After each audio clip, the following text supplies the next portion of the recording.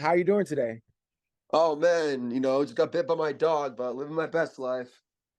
Man, I was like reading a little bit about you. Like I've met you, like, to preface this, and like, I was impressed, like right off the bat, like we were like having a conversation and stuff, everything about like,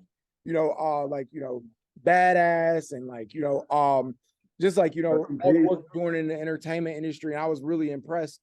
I was looking up a little bit about you before an interview, and it was saying like your company's motto is truth conquers, and that comes from like basically like your grandmother, who was like, one of the first franchise owners in Canadian history. What's it Oh like? wow, you did some research. Yeah. Yeah, interesting enough. Yeah, my so family heritage comes into play where my grandmother, my nana, became one of the first female franchise owners in Canadian history. Yeah. So that's a big influence in just who I am as a person and one of those life stories that kind of built me as my understanding of business and then also the world that we live in because I saw the distance of what an idea could do and also who actually got the credit for it and why. And I've seen that along my career where, I got some screenplays right here, which was why I was a little bit late to this meeting. you know, um, how did you end up in Los Angeles? Because I feel like, like if I like, had like roots in Canada, I'd be in Canada, man. Like, saying, such a beautiful country. And I know you like have roots in Denver, which is a pretty great place as well. Like, Yeah. before like, marijuana became legal, it was probably even better, Oh man, I have roots in California, Hawaii. I'm from Maine. Actually, right after this, I'm going to go meet up with a high school buddy from Maine. Yeah, man. Maine Uh, is beautiful, man. I've spent a little time in Presque Isle, like, so yeah, Presque Isle in northern Maine? yeah. Wow, man, that's respect, fam. That is actually like that's impressive. That's crazy, Presque Isle. Yeah. Yeah, I went to boarding school in northern Maine. Maine School of Science and Math, which was considered one of the top high schools in the United States. So it's just like, yeah, I know exactly what you're talking about. I've been to Presque Isle. Yeah, yeah. Um, you know, when did you decide that you wanted to pursue a career in entertainment? It's always kind of when I moved to LA, I was in a film school, and I remember like one of our first days in film schools, we're doing like broadcasting side of things. My professor asked me, he's like, "Hey, what do you want to be in the entertainment field, and what's your career path?" And we all asked questions. Everyone's saying like, "I want to be a director. I want to be a DP." And I was like, I want to be an executive producer of a TV show that I create." Like it's always just kind of been in my soul. Entertainment, I've always had that energy too that's always put me into that on the spot. Can I perform? Can I perform? And that's kind of where entertainment brought me into that world too, because I was always put on the spot. But I'd find a way to be good enough or that like I'm just very casual and like I just did really good in front of the spotlight. So I've been acting since preschool, and I've just been consistently through classes my whole life, and just grew from there. Loved to sing as a kid, just focused on singing.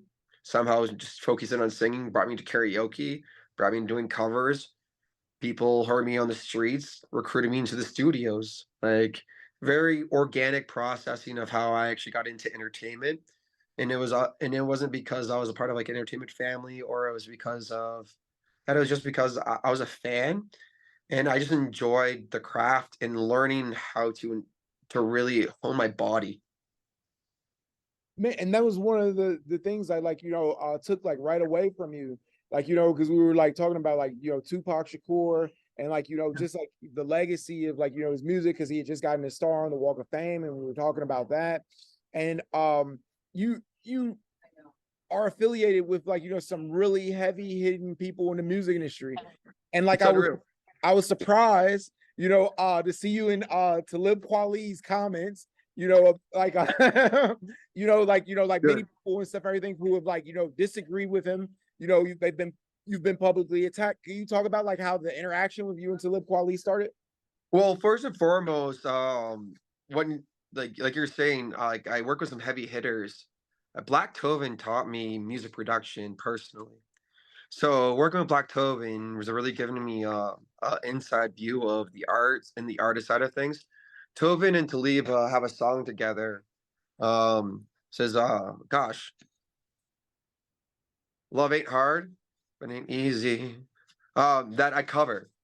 So I've learned to cover this song, and it was one of the songs that I've been looking to try to get the licensing for covering it because it's just my tone and everything. I like the song, and I'm also covering Tovin and Blake Badass of giving me permission to cover any of their music. But the music game's the music game.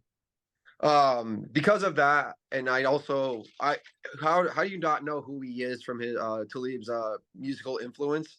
So I've known who he is basically most of my life anyways, so give him his flowers automatically. But because of that, I started following him on social media, and I saw how polarized his comments were and everything. And part of what I am is like, I've I grew up basically bedridden, so I grew up basically being a huge observer of what's going on, and that's where people look at me as a kind of prolific in my understanding. And that's just because, like, I've just seen a lot. I've just seen a lot of shit. So there was one time Talib said something just super polarized, and it was like completely racist in the side of like to a white person. And like, like I'm like, yo, bro, I gotta check you right now. It's just like it is what it is. And it was just a general, like, on his Instagram wall. Like, oh wow, and I throw this stuff out. I'm like, yeah, that's not cool. And it wasn't cool what he said. I forget what he said. But then the next comment he says, yo, you're Nazi. I'm like, wait, what? And he Right. just went super polar. I mean, yo, this is like, you don't even know who you're talking to right now, bro. And I'm telling you this right now. This is like, I'm really trying to be like, we need to be the voice of reason. Like as artists who are not trying to create hate mongering. And he was creating hate mongering flat out. And he just kept on going, yo, bro, this is who I am. I'm like, I'm Blaqthoven's little. And he's like, Blaqthoven, who is this? Blaqthoven's like, what? That's PH. You know what I'm saying? And he just blocked me, completely blocked me. He couldn't have a mature conversation. And I'm like, yo, like, I'm that person that truthfully, like, it'd be probably very interesting if you got both of us together on the microphones talking because I'd keep it fucking real, Right. And that's one thing about it. When in LA, I got honed in as a real one. People got to know me. They call me as a real one because it was not about my glory. I was all about honing my talent and honing my physical abilities. And that's where, like, even hearing Khan's going talking about Philippe's going and he's a talker first and foremost, right? Like a lot of people in this industry, they just talk too fucking much because they want to fill up the airways because they feel nervous. It's like that's the way I look at it. But they're also fighting that because they can fill up so much airway, they say something that is polarized, it gives them more attention, and that's what he's trying to do is pull that attention. That's not authenticity. That's just gross freaking behavior on your platform. No, 100%. And I've seen that, like, there's a lot of good people that he attacks. And like I think you suggested the idea of the Talib 2 movement, man, which I think is a good idea. And like I want to interview like more people who like, have been like victims of his attack because I feel like it's cyberbullying where It like is cyberbullying. he has like, these huge amount of followers and like, if you're just a regular person, who doesn't necessarily have a social media following, people will just necessarily believe what he throws out in the air. Calling somebody a white supremacist could be like really hurtful, and they weren't necessarily saying anything racist. Just saying like they didn't agree with like what he's saying, and I don't think that's right. I think the worst thing about it though is that he's being dismissive and when he's calling people and then he's just not really following through in any courtship of it. He's just being completely dismissive in his perception, which can be very bastardized into the reality. And that's the sad truth of it. I don't think he's a bad person. I think he's done a lot of good for the culture and community. But I also think that, some people just need to shut the fuck up on some things. And some people are just really talking polarized because they are entertainers.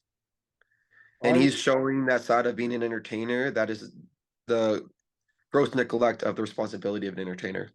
100%. Let me ask you, what's next for you in your career?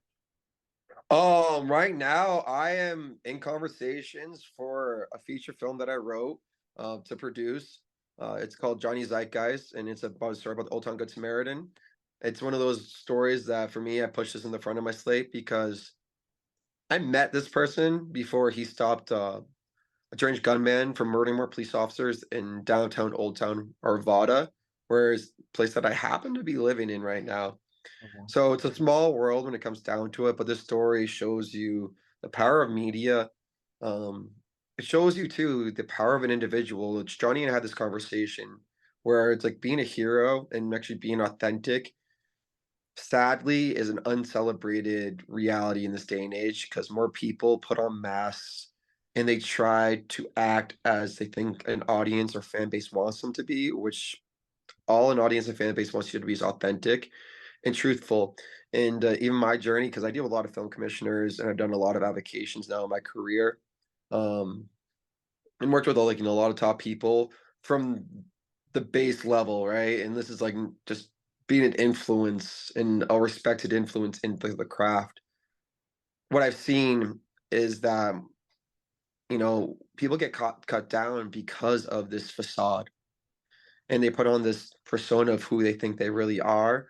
But then you look at what happened with Jake Paul and Logan Paul. These guys are fighters and promoters, and I do think they're a great case study of showing like if you're really putting the work into it and being authentic to yourself, like that's what people are looking for. Even though you might hate them, you might love them, they're still authentic in their pursuit of entertainment. And we just saw I would say Logan was one of the greatest athletic abilities I've ever seen in wrestling history. And as he's come in as a like wow. And Roddy Piper happens to it's a fun I have a great Roddy Piper story and rest in peace Roddy Piper. Um he gave me his blessing into this craft and career too.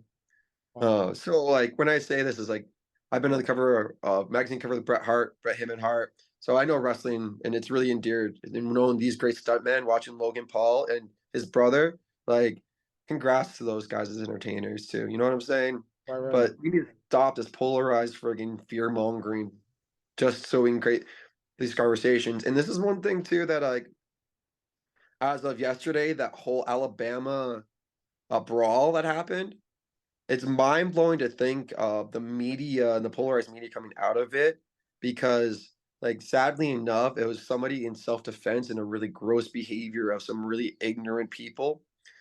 But then it got into another side of overly gross behavior, mob mentality, because you saw people that weren't there for defense, they were there to brawl. And they waited just to brawl. And you're like, guys, like, we need to be consciously bigger people than that. And that just broke my heart, and it's breaking my heart just watching the polarized content coming out of it, because it's just, like, it's very, segregating, and we need to look at a place of how do we protect people and, like, how do we protect women in this day and age, because we really need to be looking at women's rights as being, like, a priority.